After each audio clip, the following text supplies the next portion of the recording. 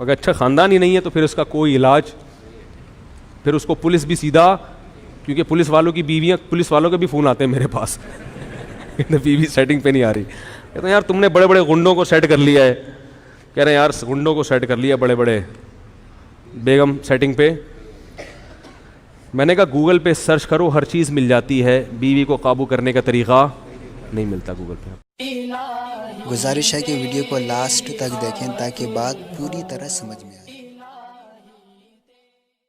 کرنا ہے فرض نماز کے بعد ممبر کے سامنے لوگ سنتیں ادا کر رہے ہوتے ہیں, اور یہاں کیمروں کی سیٹنگ ہو رہی ہوتی ہے. بھائی کیمروں کی سیٹنگ ہوتی ہے تو مجبوری ہے نا بیان میں, تو سنتوں لوگوں کو چاہیے کہ تھوڑا دائیں بائیں, ایک اجتماعی نظم کو برقرار رکھنا پہلے ضروری ہے نا.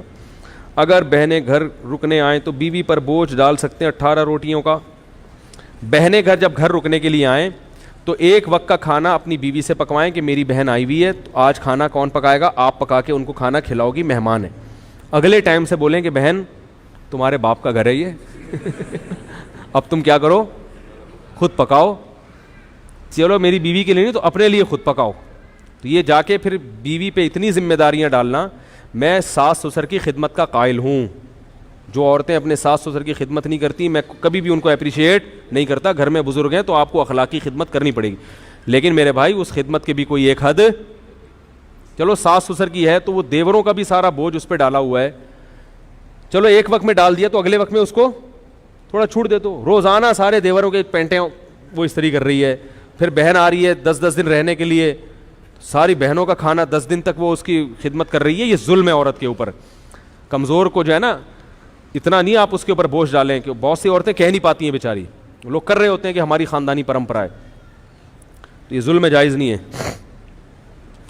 ایک وقت کا, باقی اس سے بعد بہن کو بولے چائے بھی خود پیو گی, پانی بھی کیا کرو گی. بعض عورتوں کی عادت ہوتی ہے آ کے لیٹ جاتی ہیں, بولیں یہ لے آؤ وہ لے آؤ نا, یہ کر لو وہ کر لو. خود ہلو نا یار, خود ہلو. یہ تو پھر بھی میں کہتا ہوں 1-2 ٹائم کا کھانا بیوی کو چاہیے کہ وہ بہن کے لیے پکا لے, مہمان ہے. ہمارے حضرت اتنا کرتے تھے کہ اپنی خدمت میں اپنی بیوی سے, یہ تو بڑے خاندانی اخلاق ہیں جو مارکیٹ سے کیا ہیں. عورت کو چاہیے خود سے شوہر کی خدمت کرے اور اپنے سسر اور ساس کی, باقیوں کی خدمت کرے نہیں کرے اس کی مرضی ہے, لیکن ساس سسر اور شوہر ان کی خدمت بڑھ چڑھ کے خود سے کرے. اور ساس اور سسر کو چاہیے کہ جب وہ خدمت کر رہی ہے تو آپ خود سے اس کا بھی خیال کرو, اس کو تھوڑا سا سوتے وہ کو نہ اٹھاؤ.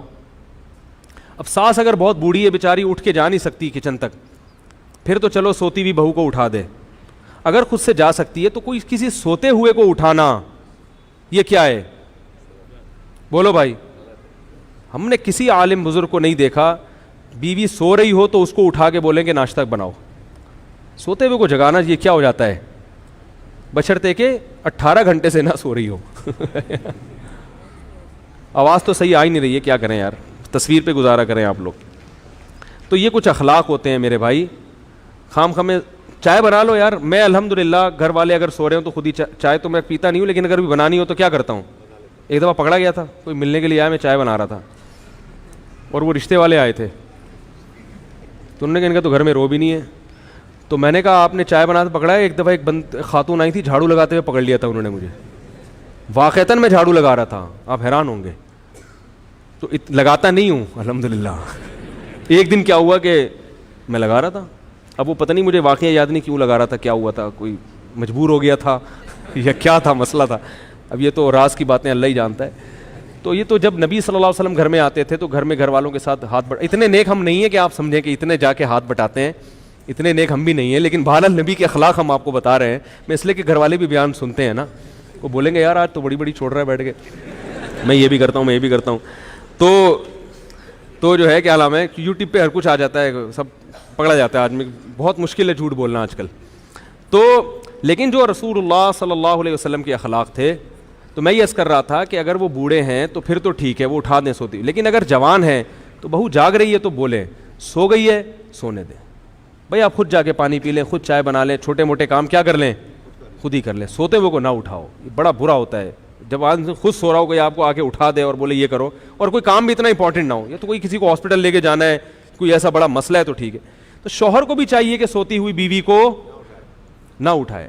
جب شوہر کو جو جس کا حق بہت زیادہ ہے, ہاں اگر کوئی عورت نالائق ہے, بے وقت پڑی رہتی ہے, یعنی ایسا بھی ہے کہ پوستی قسم کے جو بہویں ہیں اس کا ناجائز فائدہ اٹھائیں گی. وہ 12 گھنٹے سوتی ہیں, 12 گھنٹے میں 2-4 منٹ کے لیے پھر جاگ کے پھر کیا رہتی ہیں. ایسی کا نہیں ہے, ایک نارمل روٹین کی بات کر رہا ہوں. اگر کوئی سو رہا ہے تو یہ بھی نہ پوچھیں کہ یہ سونے کا ٹائمنگ نہیں ہے.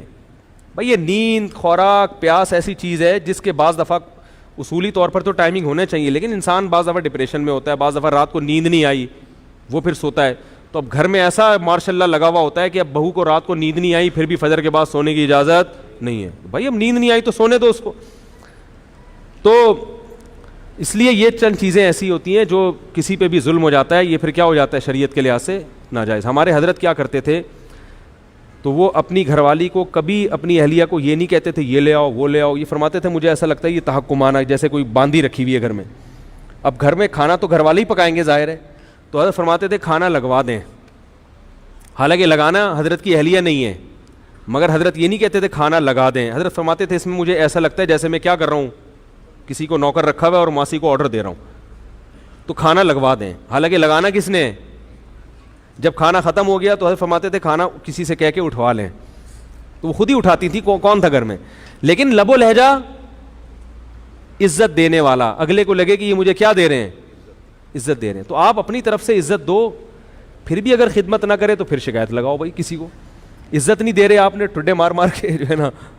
ہمارے حضرت کبھی اس کے قائل نہیں تھے کہ بیوی سے پاؤں دبوائے جائیں یا جوتے پالش کروائے جائیں.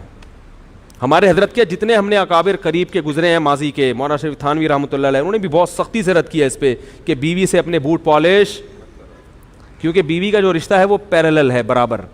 آپ کو اللہ نے جو حاکم بنایا ہے نا, تو یہاں حاکم کا مطلب کیا ہے, سربراہ.